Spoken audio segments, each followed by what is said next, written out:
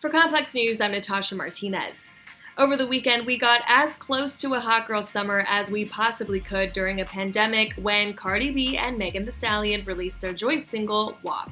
The sexually empowering track was coupled with the visually stimulating video, to say the least, which premiered on YouTube and racked up over 26 million views in its first 24 hours, making it the biggest debut for an all-female collaboration in the platform's history.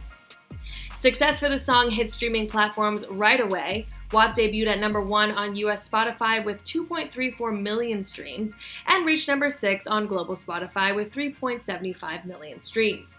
Not to mention, Dictionary.com tweeted that searches for the meaning of WAP jumped over 9,868% over the weekend. While it's no secret that a song so unapologetically vulgar and sexual has caused some people to disapprovingly clutch their pearls, others are celebrating Cardi and Meg's irreverence when it comes to not only demanding what they want, but for also deciding to join forces in a music space that is so often only left room for one woman at the top. These last couple of years, we've seen a female rap renaissance of sorts in hip-hop, mirroring the late 80s and the 90s, where the likes of Queen Latifah, MC Lyte, Salt-N-Pepa, Lauryn Hill, Lil' Kim, Foxy Brown, and Missy Elliott reigned supreme and were able to coexist. In fact, so many aspects of the rollout for WAP took a cue from the ones who did it first. Prior to the music video's premiere, Cardi and Meg rocked purple and yellow looks reminiscent of Lil' Kim's styling in Crush on You, released in '96. Not to mention, No Limit's First Lady Mia X hopped on Instagram to shout out the duo for bringing back her signature updo in the single artwork and opening scenes in the WAP mansion. While this new era of rappers seems to be heading in the same direction as the late 80s and 90s, Complex Music staff writer Jessica Mckinney weighs in on the plethora of women to listen to these days, where each rapper can empower a broad spectrum of fans in her own way. Obviously, the talk of the town is Cardi B and Megan Thee Stallion's WAP. So first off, what were your thoughts on the song now that it's had like a few days to settle in? I mean, I loved it from the moment I pressed play. And like many people I've been seeing on my timeline, like it's just from the creativity to the song itself, it's all really empowering and just really fun. So yeah, I loved it. For sure. Was there anything off the bat from the visuals specifically that maybe reminded you of something that's been done before, whether it be like the older generation of rappers, or do you feel like this is a totally new thing?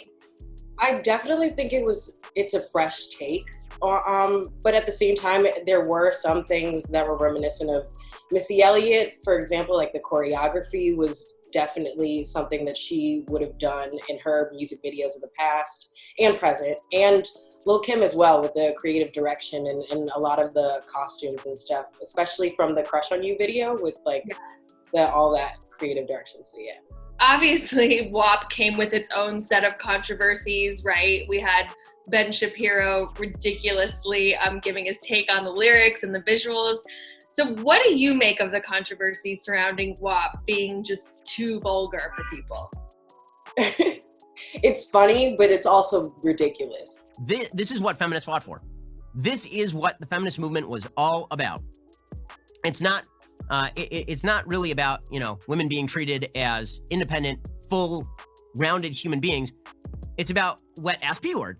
When you're thinking about historically of women in rap and just rap in general, like we've been talking about sex for years and decades even. So it's kind of crazy to be looking at WAP as too vulgar or nasty, because it really isn't even the nastiest that it's gotten.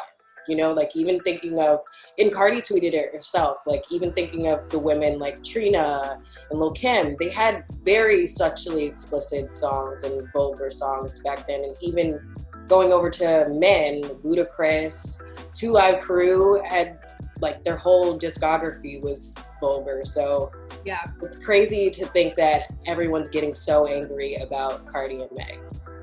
So that brings me into my next question, which is, Cardi referenced like Trina, Jackie O. Do you recall, as someone that covers music, do you recall people being so offended by their lyrics back in the day and really making it a point to break down the lyrics line for line, like how they've been doing with WAP?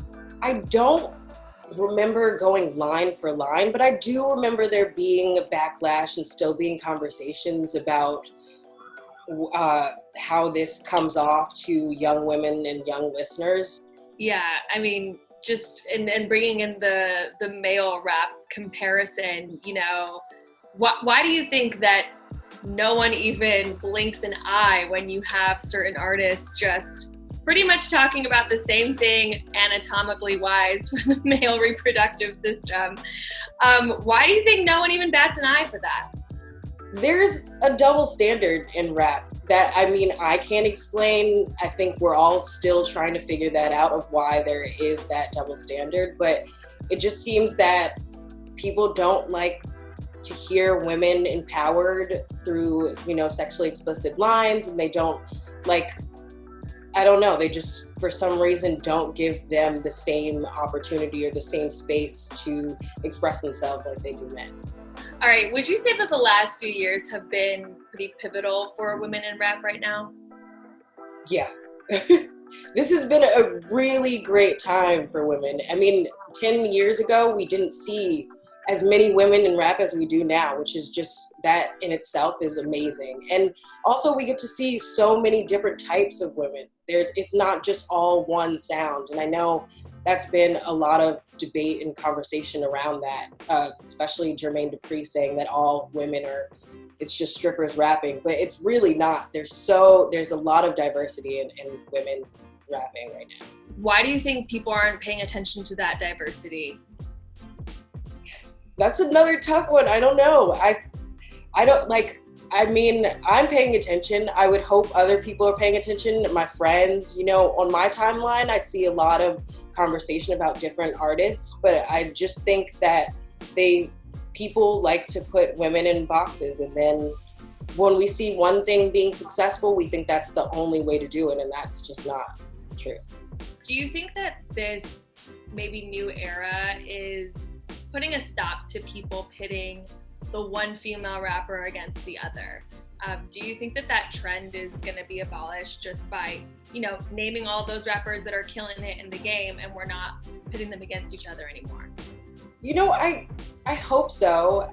The unfortunate part is that listeners, they all love drama. And so it is a little exciting to see your favorite artists go back and forth. But at the same time, a video like WAP and seeing two women come together, hopefully that will, promote that idea of unity. And so we'll see a lot more of that versus a lot of beefs. Do you think that she chose to have Megan on the on WAP because of her experience with the Nicki drama? No, I don't think so. I think seeing Cardi and watching her career thus far, I think that she pays a lot of attention to the current female rappers who are out there, and she knows what's hot. And I think she reached out to Megan because they have similar energy. They're both seemingly bubbly and, very active with their fans. And I think she just recruited her to make a hit. Yeah. Because, I mean, she could have easily done the opposite and been like, oh, I've been, ran in the charts for this long and I don't need to collaborate. So do you think there's anything behind that?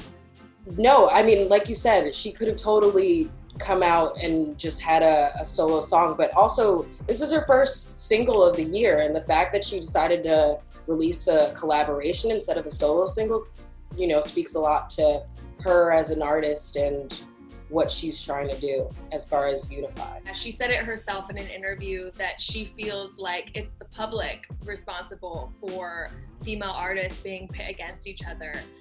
In your experience interviewing women in rap, do you agree with that statement, or does it come from the artists or maybe even their teams? I'm not gonna lie, the media we play a big role in that. And I mean, it's our jobs to kind of ask those tough questions to artists, especially when there are rumors of them beefing in public. But at the same time, I'm not really sure if it's the artists. They might play a little part into it, but I definitely think it's the media as well as fans. I totally forgot to mention them. Fans, even seeing the drama between Nicki and Cardi before, the fans played a huge part into that, and they were instigating and things like that. I mean, it's easy to get sucked into that, but at the same time, we all need to, take accountability. Absolutely. Hopefully the fans, especially after seeing the success of WAP, can just kind of understand, like, we don't need to do this to anybody anymore. Like, look what magic we get when we have people collaborating together. So, that kind of brings me to my next question. When we look back at the 80s and 90s era of women in rap, we saw so many of them be able to coexist and just be on a number of projects together. So what do you think it was about that time that made it more acceptable for the industry to support that? And then when do you think that changed? And maybe it was that they were all coming up together. They were all on the same playing field, and they had to build this community, because starting back then, it was extremely male dominated. And I mean, it is still today, but it was back then, it was even probably worse. So I feel like understanding that, they all knew that they had to come together and really, support one another. And to be honest, it hasn't all the way changed. I really, despite the fact that we focus on the beefs and things like that, I feel at the same time, there are a lot of women supporting each other. There are a lot of collaborations. Like, besides WAP, I mean, Doja Cat and Nicki Minaj got a historic #1 together. And I know that was this year, but still. So there are, collaborations going on between female artists. And maybe people aren't paying attention, but it is happening. Would you say that there's, like, I don't know, a rap renaissance of sorts that's happening? You did mention the Doja Cat and Nicki collab. That was just this year. So it seems like very recently things have been changing, because, maybe 3-4 years ago, it was Remy Ma against Nicki Minaj against Cardi, So what do you think is the pivotal, like, moment of this, like, new rap renaissance, where it just seems that people are way more open of collaborating and supporting each other? I think artists and fans are realizing that there's more power in numbers, and that when we work together, I think a lot of great historic things can happen. And just being more supportive. I think we're just tired of seeing women being pit against each other in the media or, everywhere. And so they're taking a stand and saying, enough is enough, and we're going to actually show that we can all be great at the same time. Absolutely. Yeah. And that bleeds into normal life, even for, like, people like you and me, not just artists. Like, why do we have to feel the need to be competitive? The world is so big. There are so many eyeballs. Let's just support one another.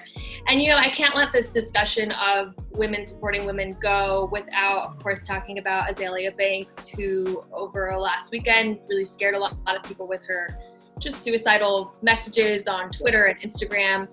And she commented about just being tired of feeling ridiculed online. Do you think that maybe if there's more support of women in rap, it will trickle down in a way to helping women with their mental health? And why is that important, do you think?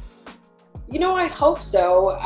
The Azealia Banks thing was really sad. And I hope that she did come out with a video afterwards saying that she was just down in that moment. But I definitely hope that people paid attention to that, and they understand that women, especially women in rap right now, there's a lot that they have to go through. I mean, as a woman, you can't come out the door with, like, not having the best raps, and you have to look a certain way. You have to have everything be great, and that's hard. That takes a toll on your mental health. So I definitely think it's important that we just remember that these women are people as well, and that they definitely need, support.